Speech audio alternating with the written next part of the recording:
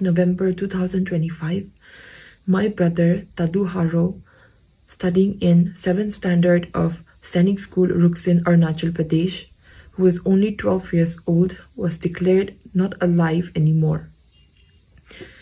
The school authorities informed us that he was missing for his morning PT, and when they started looking for him after a few hours, they found his body a few hundreds of meters away from the school building within the school campus, and it has been assumed that he has committed suicide by jumping off from an overhead water tank, which is about 3 to 4 stories tall for a building. When our family went to the hostel in the evening to collect his belongings, his classmate or his dorm mate informed us that the night before, on the 31st of October 2025, a group of senior students came to the class 7 dormitory and ragged everyone in the dorm. There were 11 students, 8 students from standard 10 and 3 students from standard 8. 11 students allegedly came to the class 7 dormitory after 11 p.m. when their lights are supposed to be off, in the absence of any authority or warden, and ragged all the students in the dormitory.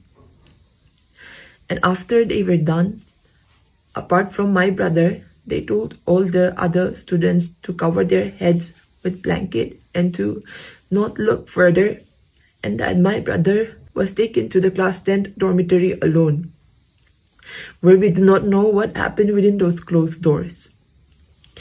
His dorm mates do not recollect when or if he came back from the 10th dormitory.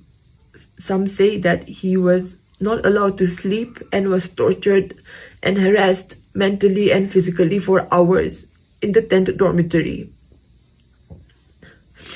Some even say that he was forced to write it down and to say it out loud in front of everyone that he is a thief because he took some books from the seniors without permission, and that he was even threatened that they're gonna make a video of him and make it public next day on the morning assembly and viral on the internet, that Miss Arunachal's brother does such lowly things and that is a thief.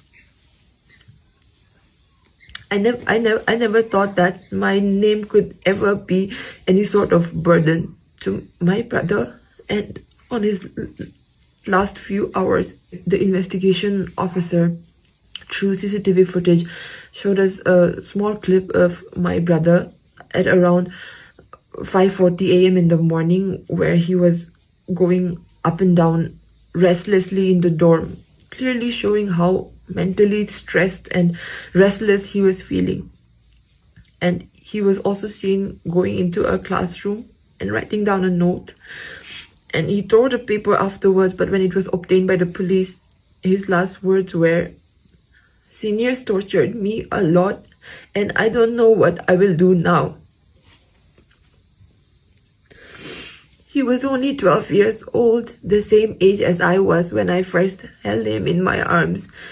And I don't think any 12 years old is supposed to go through that kind of torment or torture, which we still are unaware about to some extent, that he had to take such a step.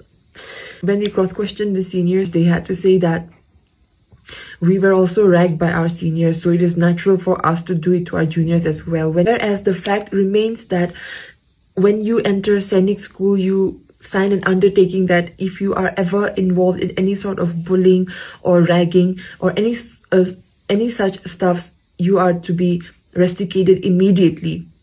They knew very well that bullying is completely illegal and is a punishable offense, but they still chose to do it, and they've admitted to it. The seniors also claimed that he was called to the 10th dormitory to only return the books that he had taken, and that he was sent back right away.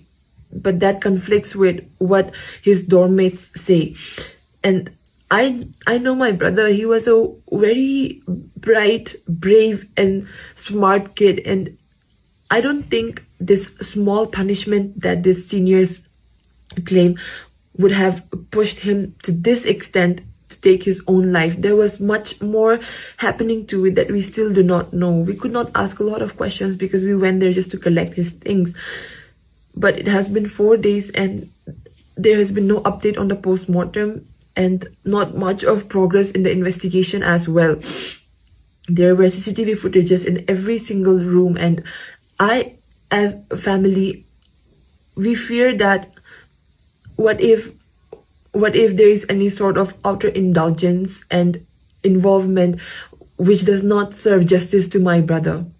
As we know all the names of the accused, I am a daughter of this state, and I plead to every single person watching this to help me serve justice for my brother, because I have lost my brother today, but it could have been anyone, and it can be anyone in the future if we do not take the right steps for it.